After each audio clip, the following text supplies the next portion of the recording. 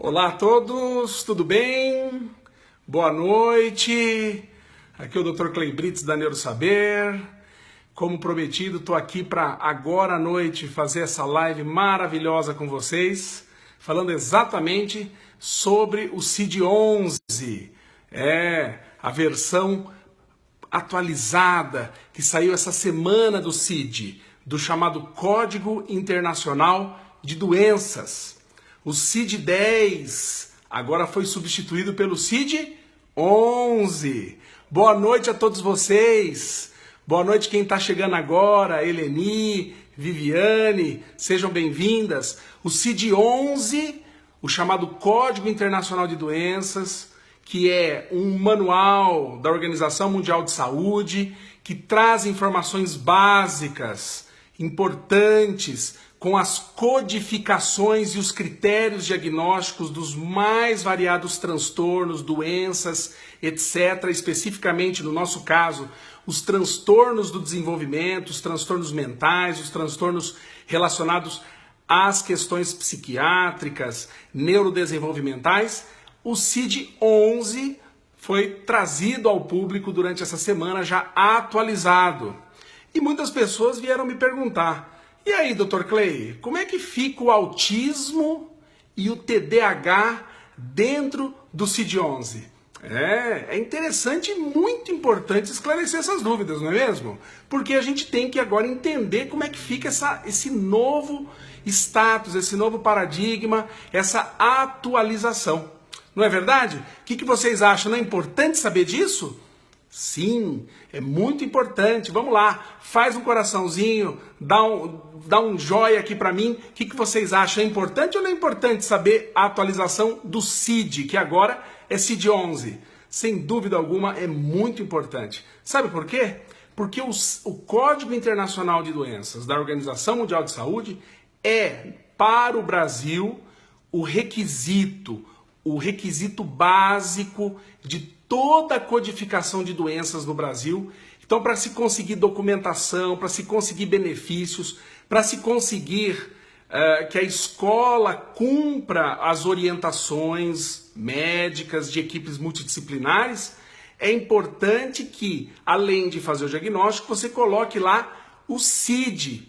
Sem o CID, a escola não faz, a escola não cumpre, a escola não dá cabo de todas as orientações. A parte legal exige também o uso da codificação do CID-11, agora CID-11, né? Então, para nós podermos buscar os direitos dos nossos filhos com autismo e com TDAH, porque serão as duas condições que eu vou conversar com vocês aqui hoje, é muito importante conhecer quais são os critérios do CID-11, né? E a nomenclatura, que é o que ficou muito claro agora no CID-11. Então vamos falar um pouquinho como é que era no CID-10. Vamos voltar lá?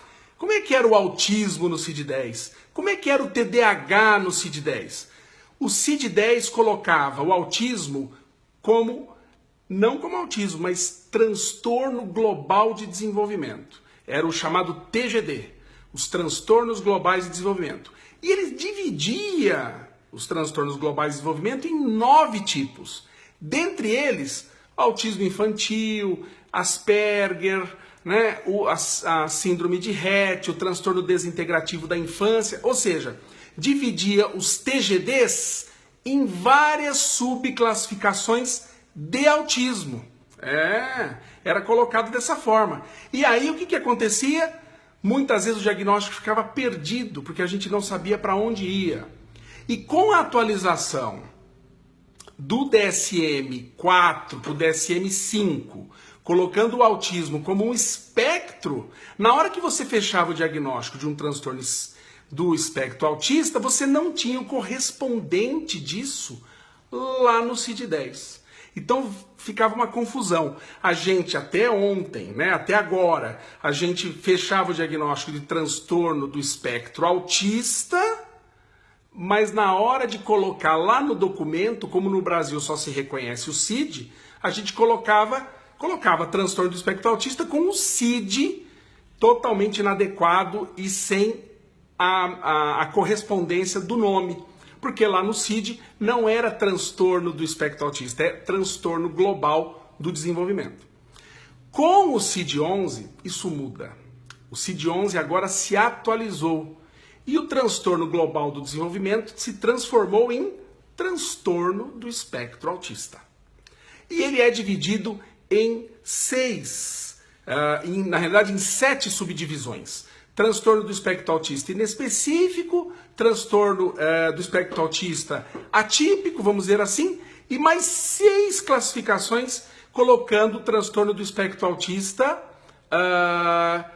com deficiência intelectual, sem deficiência intelectual, com transtorno de linguagem, sem transtorno de linguagem. Então, essa foi a modificação mais importante e fundamental, porque agora direciona muito melhor como que a gente vai definir não só o espectro autista, mas a comorbidade de transtorno da deficiência intelectual ou de transtorno de linguagem. Então, essa é a primeira mudança.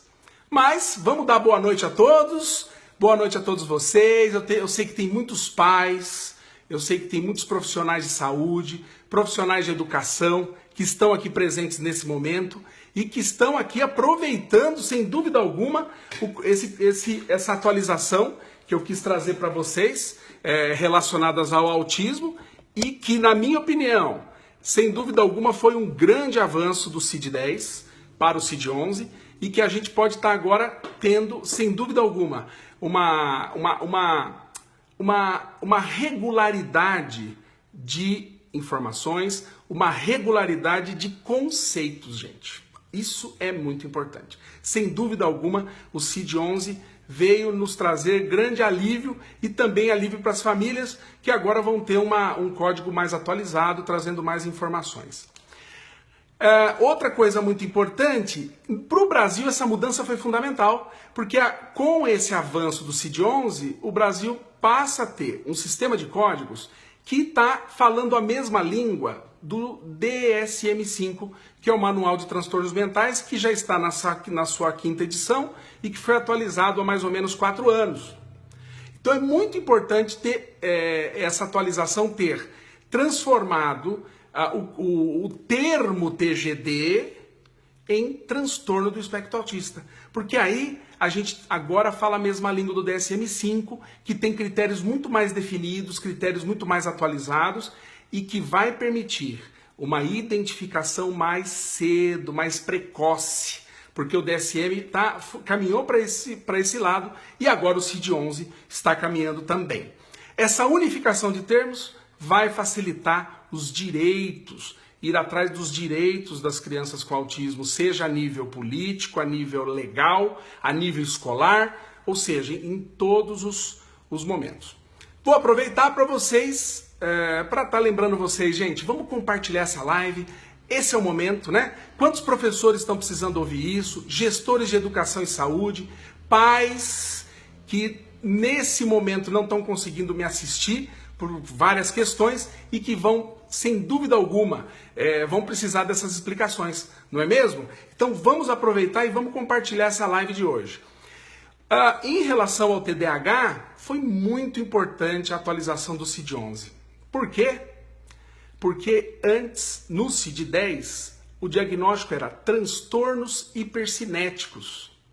E transtorno hipercinético significa hiperatividade. A gente sabe que TDAH, nem toda criança com TDAH é hiperativa. 30% a 40% deles só tem o TDAH do tipo desatento.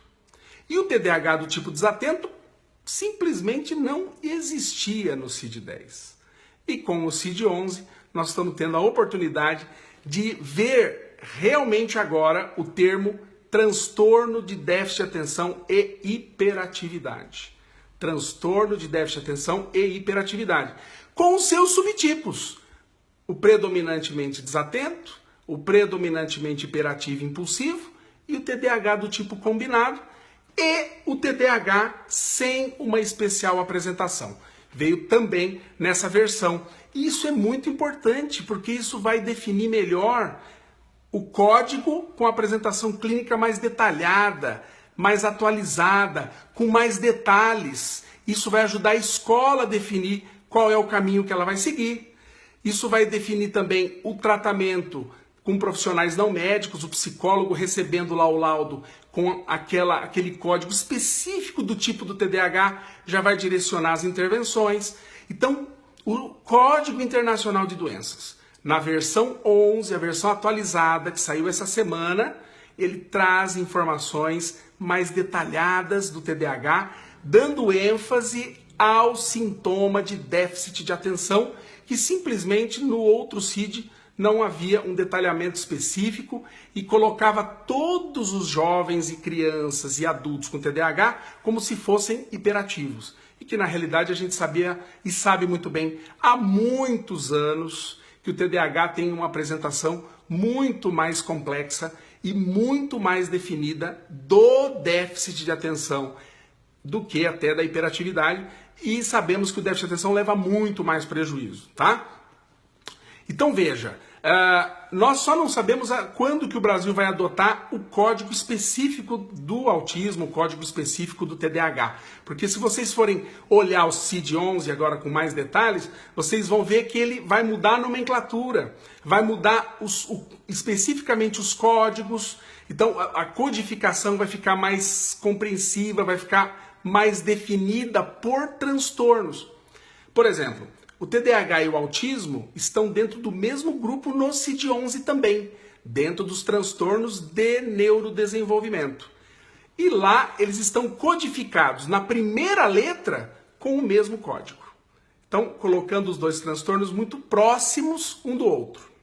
Tem gente perguntando aqui, podemos baixar? Sim, em inglês. Tá? Eu posso colocar o link aqui para vocês verem, mas o CID-11 ainda está em inglês. Logo, logo, como o DSM-5, ele já vai ser traduzido para o português, tá, gente?